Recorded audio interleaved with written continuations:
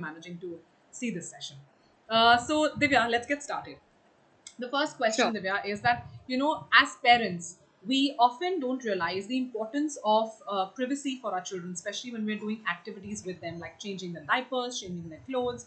And if we're living in mostly joint families, we end up doing these things in front of our in laws or even in front of our partners. So, can you first talk about the importance of doing activities or doing your regular chores with the children, which end up exposing their body to the family or maybe to friends? Well, to begin with, I think what is most important is that what we need to focus is on respecting our children, right? So it's very easy for us to tell them that they need to respect their elders and they need to respect the people in their lives. But children that way are more observant learners than following what they are being told to do. So like I said, it all starts about respect. So it's about respecting them as individuals, respecting their privacy. So where when you talk about what is okay for you to do in front of other people, it's again about the same thing. How okay will you be if you were asked to do a certain task in front of people, right? So the minute you are able to answer that for yourself, it will answer your question for what you should be doing or not be doing with your child. Especially when we are talking about, say, changing your child in front of other people. Now, obviously, if your mother-in-law or your mother are also caregivers to the child, then obviously if they're in the same room, you're not going to ask them to leave your room. But at the same time, it's about respecting that privacy, talking to the child, finding out if the child is comfortable with what is happening and where it's happening, and in the presence of who it is happening.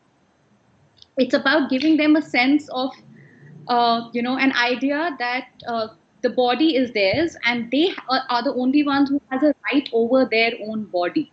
True. So it's about letting them understand that. So it's absolute. I think it should be encouraged that you inform them before you're about to change them or bathe them or say apply lotion over their bodies. Maybe even taking permission when the kids are a little older, when they understand what is happening as well. So So yeah. I remember there was a very beautiful thing said to us in our parenting class. Yes, we had taken a parenting class, Nitesh and I, before we had a baby. They said there's a thing called say and do. Even when the child does not speak and doesn't understand words to communicate, it doesn't mean that they don't have a language of their own. It doesn't mean that they are not able to understand what you're about to do or say. So it's always important to say and do. I think that's what Divya is also trying to say here, that we definitely need to make sure that we take the permission or at least inform them. Like taking the permission might be a little tough. Divya, how do I manage? Like for example, in my case, my child, if I were to ask her, can I apply body lotion on you, she would never say yes, and she would keep running around. So how do I kind of get her permission, or is it just about informing her? Well, obviously, with a younger child who doesn't understand the benefit of what you're doing, you can inform them at least. There are times when, obviously, they don't want a doctor to give them an injection. Right. So, obviously, they're going to say no for it, right? But it's about reassuring them that this is something which is being done for their own good and that you're going to be there with them and you're going to make sure that they are comfortable with what is happening. Now, for example, I agree with you. Even if my daughter's always been the kind who wants to run away from the word of lotion. So Yeah. it's about finding out what is making her that uncomfortable about applying the lotion. Is it the application? Is it the lotion? Is it something else? It's about trying to understand what are the clues that the child is giving you. It is about the clues that the child's body is giving to the child and respecting that. So if the child is not comfortable with something, then you need to figure out where is that discomfort coming from and address it at least. Correct. So don't just say that, shut up, I know what is best and I'm going to do this. But again, respect them as an individual and talk about the discomfort at least. Awesome. Divya, next question is parents' body exposure. So, many a times when our kids are really small, we end up believing that they don't understand what is there in front of them. And we're very comfortable and very casual in terms of changing our clothes or bathing with them, taking a shower, being completely nude. So, what are the kind of activities that we shouldn't do? Or how should we kind of make a check, before we actually do something in front of them, right from an early age? Well, again, here I would again talk about, respecting the individual and how your own comfort is with the activities that you're doing with the child. So, as far as you and the child both are comfortable bathing together, it's absolutely all right. Sometimes it's also practically impossible not to do that because you might not have somebody to keep an eye on your toddler while you are bathing. So it might just be easier to have a bath while the child is playing around in the water next to you. So it's absolutely okay to do these things as long as you are comfortable with them and the child is comfortable with them as well. Yes, with older children, privacy issues become even more. The need for privacy starts coming from their own side, and we need to start respecting that as well. What is more important here is about also giving their using the right language from them, so giving them appropriate language to use where their body parts are concerned, because if you are kind of exposing each other in front of each other, then the chances of the child asking you what this is, which means they want to know what your breasts are, why do you have breasts and why does daddy not have breasts. So basic things like this, these are the kind of questions that will come up, and it's important that you are comfortable addressing these questions as well.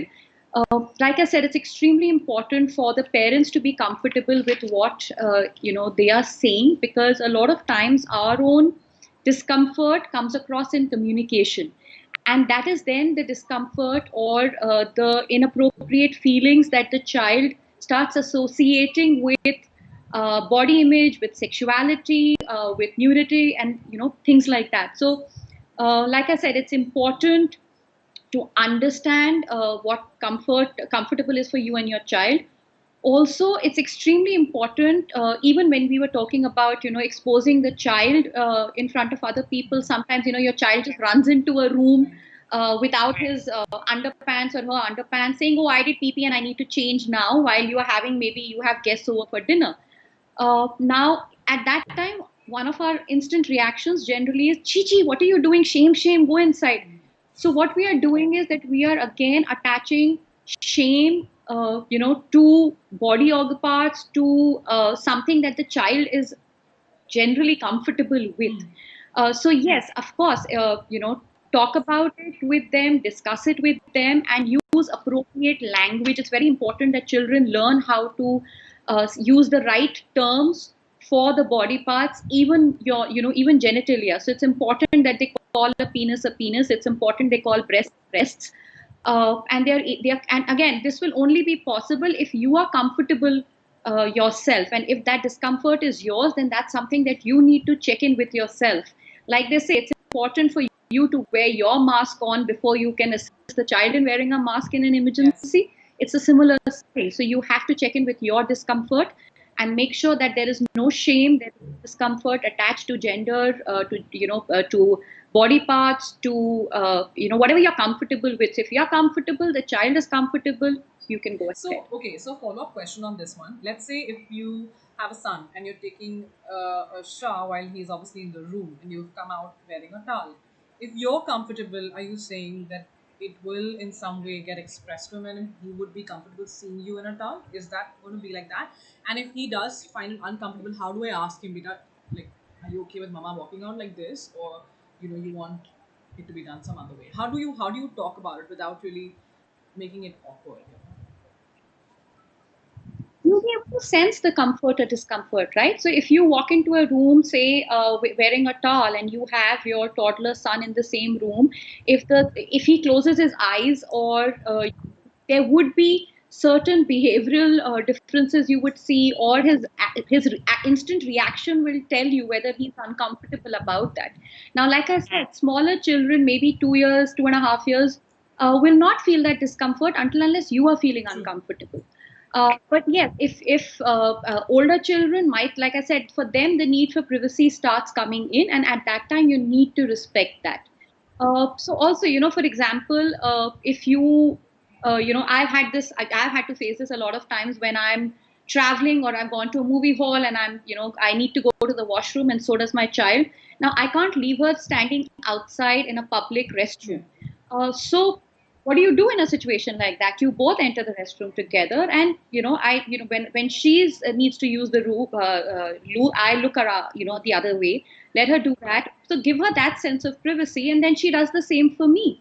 Till the child is, say, 4 or 5 years old, where you don't feel safe to leave them out in a public restroom, that's what you have to do. But again, even in that, you are respecting each other's space, you're respecting each other's privacy, and not making each other uncomfortable in any way. And what about when the children are really small? So what if they start exploring their body parts, especially their genitals? Like I'll be very honest and upfront. Like my own daughter, she's going to be turning 2, and every time we make her sit on the pot to do poo, she will end up, like trying to explore, her genitals. And the first reaction, sadly, Hmm. is I end up screaming at her that no, this is just chi dirty. Don't do that. So is that right, wrong? How do I kind of deal with that? Like I said, again, here, exploration is absolutely Is it? normal, right? They are, yes, it is, especially at the age of, say, 2 years, and then again when they're around 4 to 8 years old, 4 to 6 years old. At that time, exploration of their body parts, what is happening, what are they feeling, how each body part feels when stimulated. These are very, very normal activities. It's important that we don't attach any shame to the action, Okay. right? There are a lot of small children who also end up masturbating or doing something that gives them pleasure in that sense. Again, it's important for you to explain to them that what they are doing is a private Okay. activity, and it needs to be done in a private Okay. space. But at the same time, you can have a talk about it with them, that what is making them do that, what about it is that that they like. But at the same time, it's important for them to realize that there is nothing shameful in this act. It is their body, they can explore their body. It's natural to be curious about their body and how the body works. In fact, that is when all the other questions also start coming. Yeah. It's important for you to feel comfortable when that happens. Yes, I understand that the instant reaction is, oh my god, what is happening. Right. But it's important to not react, but to respond to the child and ask the child, what are you doing? And then again, like I said, it is exploration is absolutely normal. So please don't attach shameful words to it and make the child feel ashamed, because the next time something like this happens, they're not going to open up to you then. Wow. So even if she is feeling it, it's probably just exploration, and I should just either let it happen, and maybe if she understands and try and explain it to her, that it's going to be something that she needs to do in a private space, right, when nobody is around, Yeah. preferably, and be Again, okay there, with that as a mother first. of course. See, the thing is that what will happen is, it's important also for children to know what their private parts are.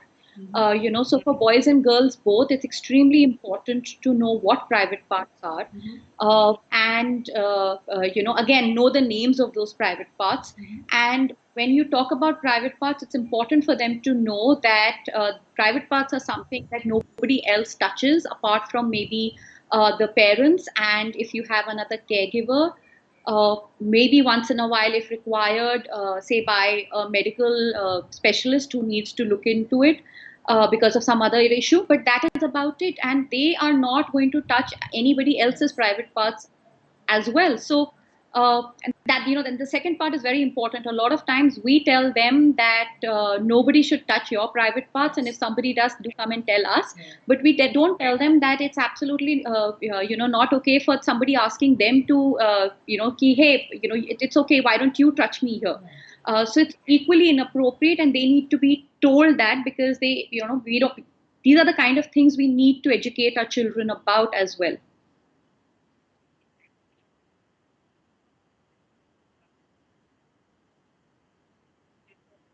Mhm.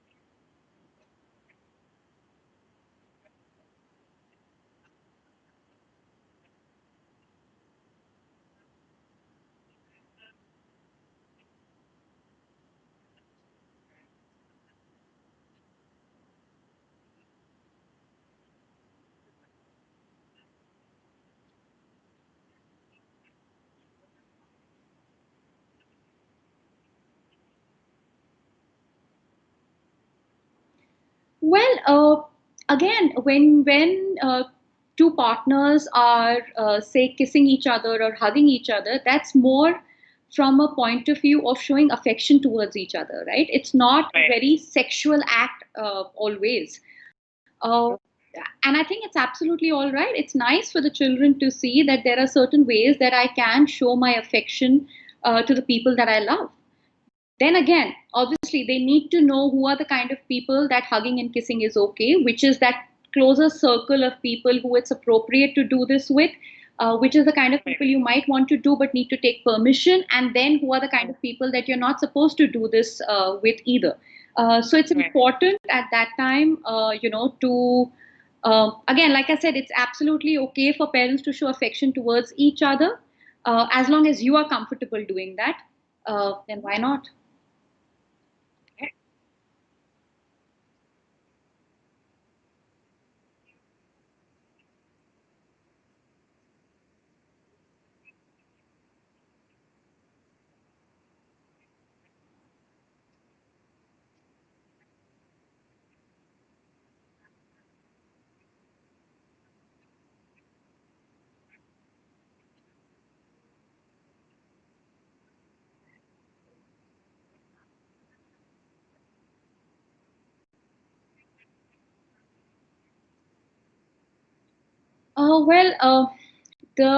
Well, this brings us to the question of what is mostly asked is that what is the right age? When can we start talking to our children about private parts, about the safety of their own bodies, about the all the other aspects of it? Uh, I would say as young as possible. So the comprehensive sexuality education, the CSE that we talk about, actually says that you can talk to them as young as 3 months or 6 months. But definitely by the time they are 1 to 2 years old, so stay starting at 13 months onwards, you can start talking about the appropriate names for the body parts, talking about which are the private parts, and also enabling them to be able to say no if certain things are making them uncomfortable or something that they don't like. Between 2 to 4 years of age is when we can start talking to them about the basics of reproduction. So you don't need to tell them that mommy and daddy have to have sex to have a baby, but you can talk about that how the baby is in the uterus of mama, and how that works. So it's important that again, like I said, just basics, age appropriate information, and also trying to start explaining to them that time that no one can touch you without permission, right? And 5 to 8 years old children, you can start talking about the basic concepts of gender, sexuality, privacy, nudity, even online safety, because these kids become they have to start using the laptops and devices much far earlier than what all of us ever imagined. So online safety also becomes important in that sense. And by the age of say 7 to 8 years old, you can also start talking to children about puberty. Because more and more children have started hitting puberty much earlier than what our generation, that they're aware of it, so that in case that happens, they are not completely shocked and don't know what's happening with them or with their bodies. The other thing that I wanted to point out, I think, which I missed earlier, was about talking about, the good touch versus bad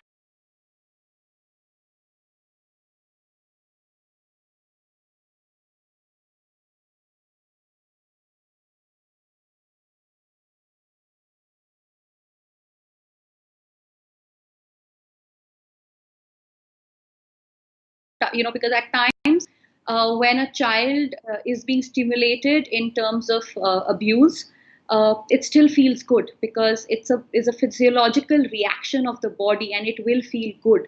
But they're also feeling bad about it at the same time, and that's a very conflicting feeling that they have.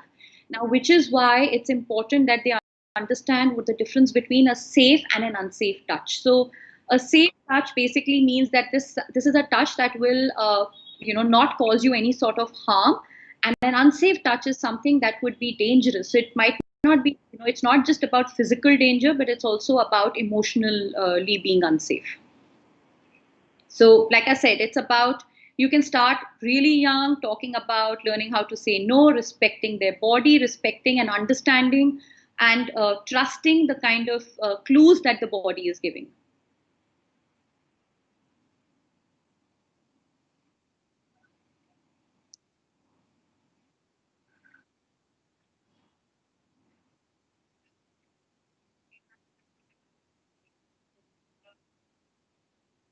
All right.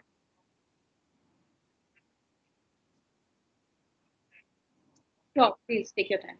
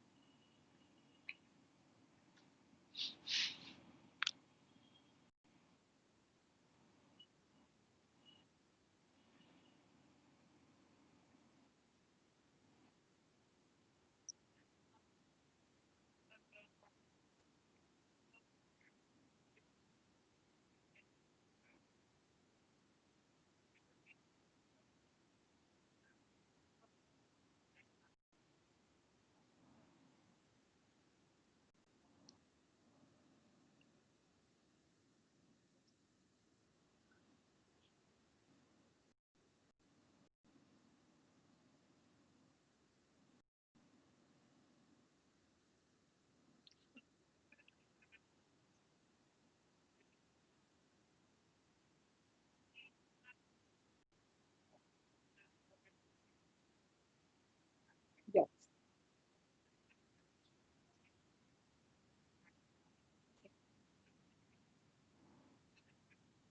All right, I'll do that. Okay, so like I said, we've discussed what would be a good age to start talking about, the body parts and about respecting their own body and learning to also understand what the clues that the body is giving. The next question that Simran had given me was as to the okay, so the next question was about how to educate. So how do we explain to them or educate them? And I think we've already kind of covered that age wise. So yes, using more age appropriate explanations. So obviously if you're talking to say a 4-year old about pregnancy and they want to know how did the baby get into mama's tummy, you are not, like I said, you will not talk about sex and all of those details, but basically trying to explain to them that mama has a body organ inside, which is a uterus, and that is where the baby is comes in from a small egg, and papa's got a part which is called a sperm, and they both meet together, and then the baby is formed from there and continues growing in mama's uterus till the baby is 9 months old. So, like I said, you have to bring it down to a level that they will be able to understand, and give them more information if they ask for it. But definitely start talking about these things by the time they are 5 or 6 years. The other question was the ways to show love. So, talking about the kid should never be forced to display affection like kisses and hugs. So, what are the ground rules? Well, ground rule is very, very simple. We don't want us to be forced to hug or kiss someone, and we definitely should not be forcing our children to display that physical ways of affection to anybody, whether it's a stranger or a loved one, because ultimately we are again telling them that even if you're uncomfortable about something, you've got to do it because that person is an adult and is, has more authority or power over you. And that is just an extremely wrong message that goes to the children. Now, so it's important that if they are not comfortable hugging or kissing or sitting in somebody's lap or having any kind of physical contact with somebody, uh, don't force them to do that. Also, once that situation is over, definitely check in with your child as to what about it was making it uncomfortable. Is it that one particular person? Because then that is something that you need to explore more and figure out why is that happening. Uh, the next thing that Simran wanted me to talk about was the warning signs. So, in terms of if we feel that a child has been molested or sexually abused in any way, then what are the basic signs that we need to watch out for? Well, for the signs, we divide them to 4 areas. So, medical, sexual, uh, and behavioral, 3 areas. So, firstly, medical would be when you feel that a child is being diagnosed with a sexually transmitted disease. There's pregnancy in slightly older children, any kind of soreness or redness in the genitals, unexplained bruises, especially in their private parts, oral sores. If any of these things are happening and you don't know the reason for why they are happening, that could be a sign of sexual abuse, and that is also the time that you need to take the child to the doctor and get that checked out. Uh, the next category is what we call sexual signs. So when a child starts showing age inappropriate knowledge about sexual acts, if there is excessive masturbation, if there is a lot of sexual content in their play, in their when they're playing with each other or with their peers, they do start enacting sexual acts. If there's any aggressive sexual behavior with peers, if they are drawing the genitals, very predominantly or in extremely angry colors, these could all be signs again of sexual abuse. Behaviorally, now it's a little confusing where behaviorally it's concerned, but there would be behavioral changes, and I will talk about a couple of things that will make it clearer. But what you is that these behavioral changes would happen anytime the child is also stressed about other things or is going through a difficult time. So it's important to check in with the child and not presume that this is sexual abuse only. But yes, a lot of children who are undergo any kind of sexual abuse, over or under, overachieving or underachieving, uh, falling sick frequently, being extremely quiet or withdrawn, or being extremely noisy and sociable. So, like I said, these are changes in behavior pattern that you're seeing. So, a child who was generally social is suddenly become quiet and withdrawn, or a child who was a very shy child has suddenly started becoming extremely sociable. The change in behavior is what you need to watch out for. An increased rate of nightmares, fears, phobias, bedwetting. If the child was already toilet trained, seeing frequent episodes of bedwetting start happening. Any kind of anxiety or depressive symptoms that you're able to see.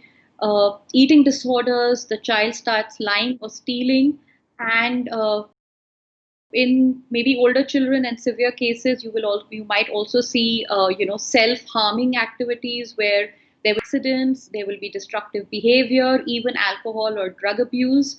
So these are the kind of signs you will be able to see in your child, and it's important that if you see some of these signs, to check in with the child and find out what is happening and what is bothering them. It's also important to be alert to statements like, I don't like so and so, I don't like that uncle, or I don't like that didi who comes.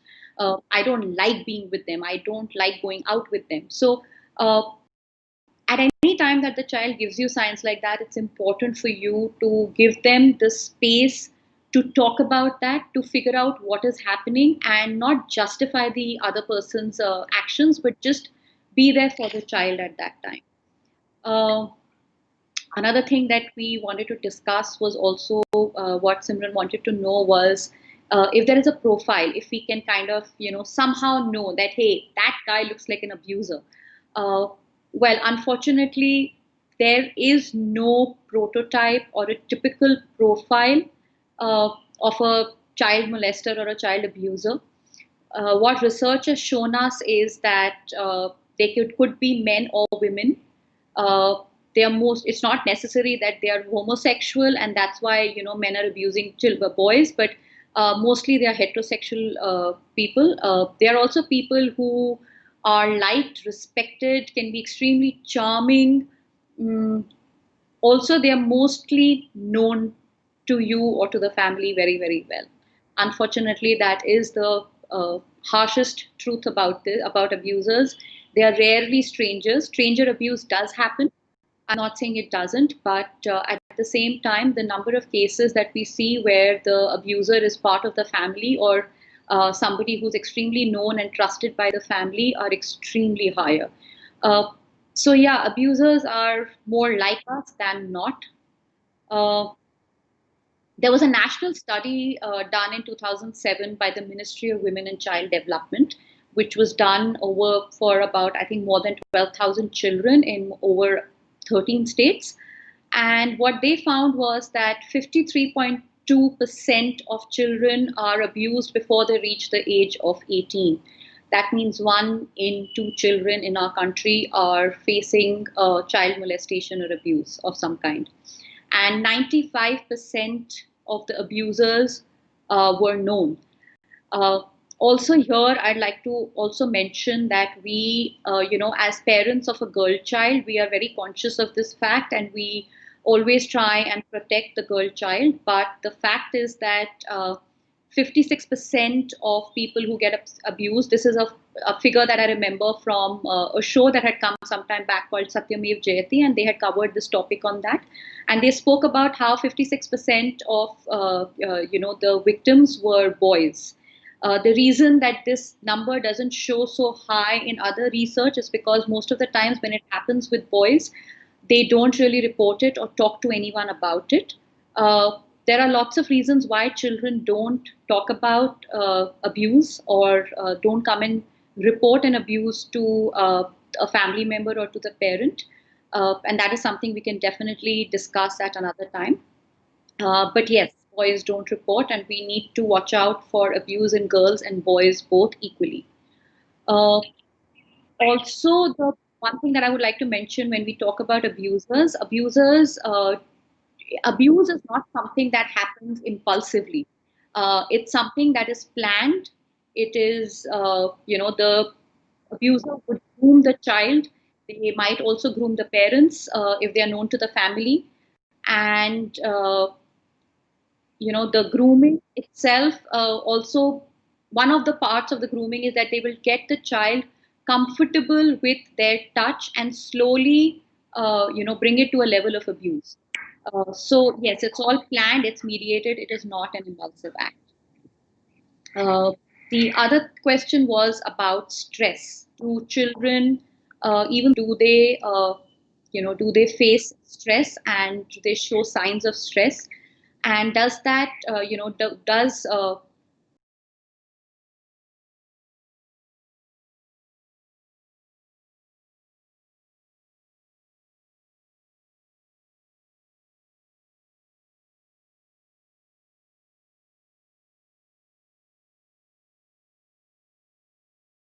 stress does impact children, and the behavioral changes are similar to what I talked about. So, when a child is stressed, you will be able to see that as a change in their behavior pattern, in how they've been behaving all this while, their sleep, their eating patterns.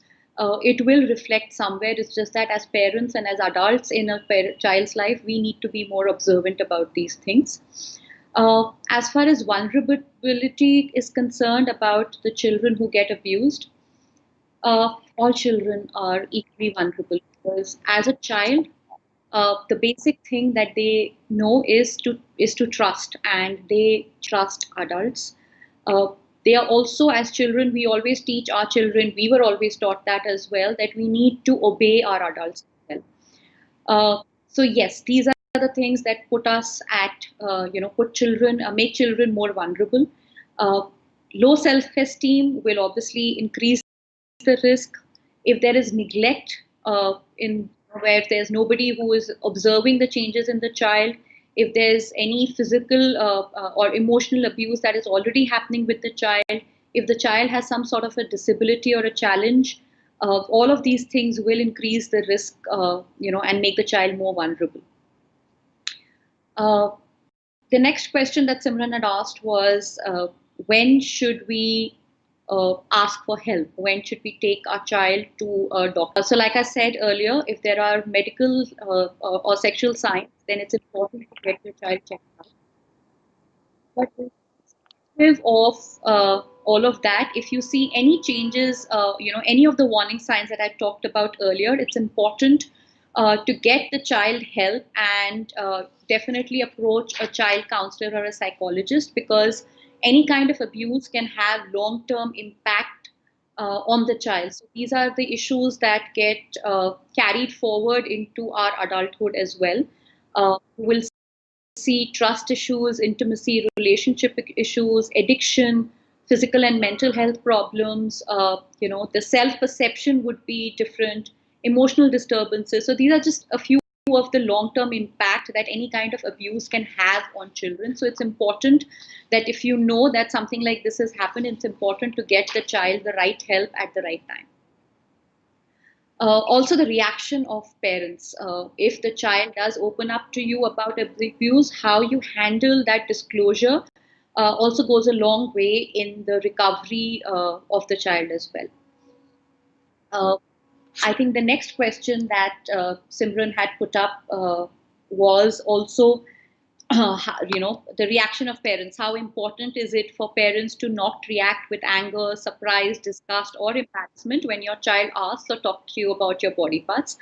I think we've already discussed this question numerous times now in the talk where we talked about how it's important for you to be comfortable, address your own discomfort, and ensure that you develop a healthy language about affection, about sexuality, about the genitalia, and the language shouldn't associate any shame to any of these issues.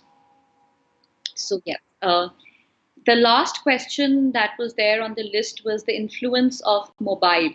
How important is it to keep a parental lock on electronic devices that run on the internet, and how can we ensure that the kid's exposure is safe to the content he or she is viewing?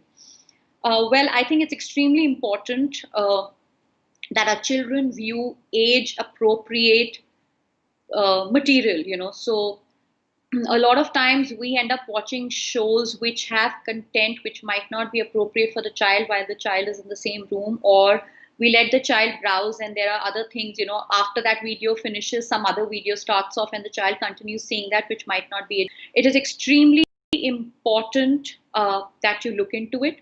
It's extremely important that you put in your, make sure that your child is viewing a channel or is on a platform which is to watch and does not have any adult content on it.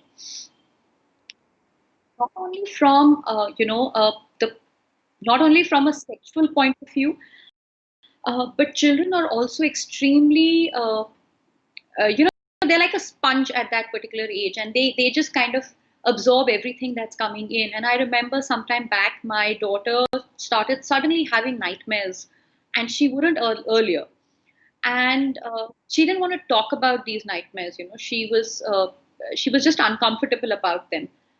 So gradually I told her, I said, why don't you just draw your nightmare, draw what happened? And she ended up drawing Harry Potter and a snake in one of the pictures. And what I realized was that because she'd been reading that book, she wanted to watch the movie. And though I think she was just about a year or 2 years younger than what the age criteria for that movie was, and because we felt that there's no nudity, there's no sex, there is no bad language, so it's okay. It's about kids going to school and studying there and facing challenges. How bad can it be? But the point was that there were certain scenes that were scary, and she at that age didn't know how to process them, and they started impacting her in that sense. So like I said, extremely important that children do view age appropriate content, and it's important as parents for us to take that responsibility and make sure that we are doing our best. So, well,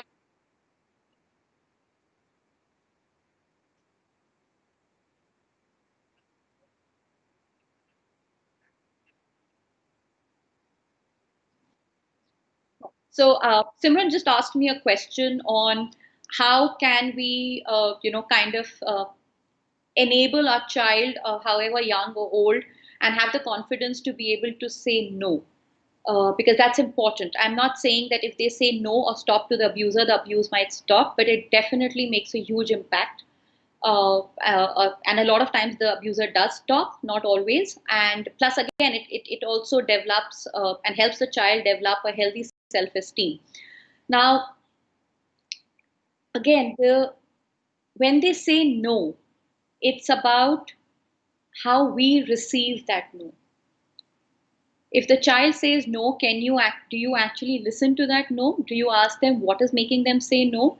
That is where, as an adult, you can step in. Like I said, it's about respecting them as individuals.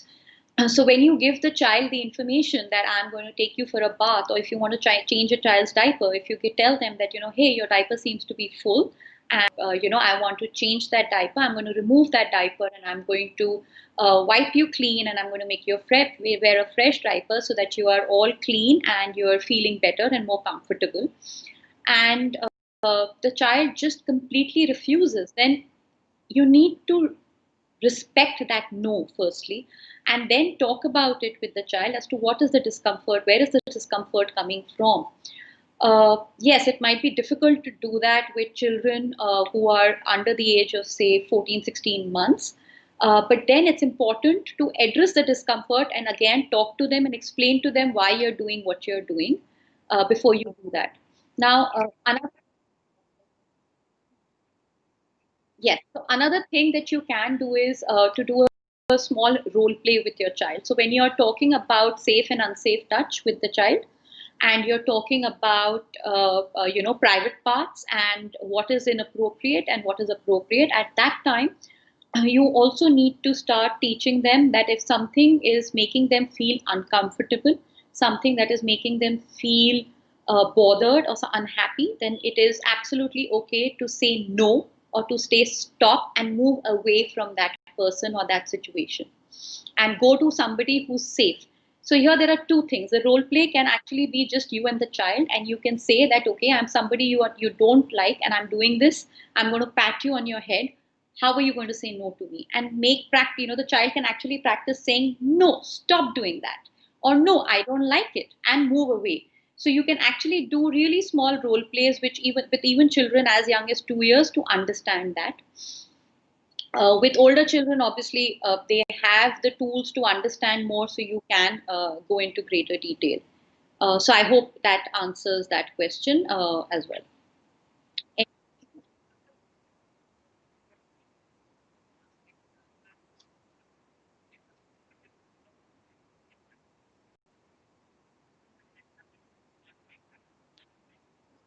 Oh, yeah. So Simran said that one of the questions that she had was how to ensure that when you're talking about safe and unsafe touch, you don't kind of somewhere scare or psych the child out or freak the child out, because it's obviously when you're talking about something that is unsafe and dangerous, they might start getting scared about that. So how to handle that? Well, like I said, it's important, and plus also, the whole impact of being with strangers and how to deal with that. uh, I think with strangers, we all do. No, we all tell our children that you can say hi, you can smile, but don't take anything that the stranger gives you. Don't get lured by gifts or sweets. So we continue doing that, but at the same time, it's important to reassure the child also. So if the child comes and shares that with you, that that person was touching me and I felt uncomfortable, so I said no and I came to you. Again, tell them that what they did was the right thing to do at that point in time. Uh, the reason, like I said, even when you say safe and unsafe, it's about using appropriate language for the child. So you don't really have to say safe touch and unsafe touch to the child, but you can say, because the thing is that if the child is, say, needs to go to the washroom and needs to be washed and you are not available, somebody else will be washing them. So they also have to have that comfort with other people, but they should come and report to you if something happens which makes them uncomfortable. So if suppose some Didi washed them in school and they felt extremely uncomfortable about it, then they need to come and report that to you. So creating that space where they know that you will respond and you will not react is important. It's important to make that space where they know that they will be heard. When they come and say something, you're not going to dismiss it. You are going to sit them down. You're going to talk to them about it. You're going to listen to them, and you're going to believe them. Most importantly, because a lot of time children think that even if I tell this to somebody, they're not going to believe me anyways. So yes, I hope that kind of somewhere answers the question.